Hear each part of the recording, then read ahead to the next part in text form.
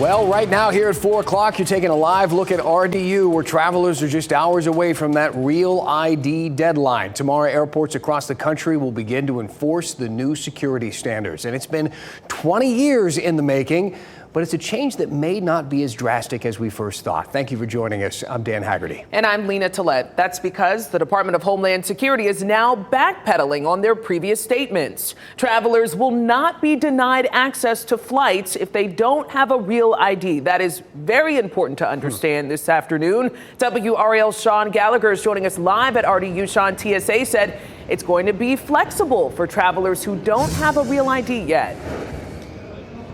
Yeah, that's right, guys. Kind of think of tomorrow as a soft launch. Yes, they're going to start enforcing these real ID rules and laws. But if you're showing up here tomorrow and you don't have a real ID, really, if you don't have an ID whatsoever, you should be fine to fly the skies. Millions of people will walk through these lines at RDU this year, a majority of which will have the gold star for travel. Yeah. Do you have your real ID? I do. You do? Yes. You guys have your real ID? Yeah? So do you have your real ID by any chance? Yes. Yeah. When did you get it? A while ago, actually. A while, like months? Yes.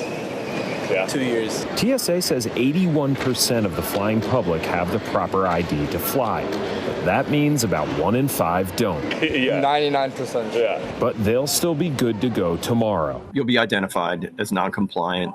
You'll be pulled off to the side and possibly go through additional screening. Dan Velez says TSA is ready to handle the small portion of people who aren't ready for the new rules, even those with no ID at all. Those individuals who have no ID on them whatsoever, their time in security screening will be a lot longer than someone who is coming through with just a regular driver's license that is not real ID compliant.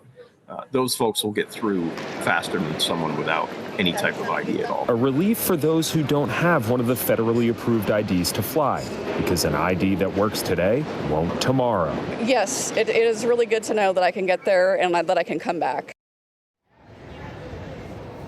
So TSA says every airport will be different, though. If you have a non-real ID, make sure you build in some extra time to go through the verification process. Dan Velez couldn't give me an estimate for how long that takes, but a very real possibility that it could be long enough that you may miss your flight if you come at the normal time. Now, if you do have a real ID, don't expect these delays to bother you whatsoever. Velez tells me you should be able to fly through just like normal.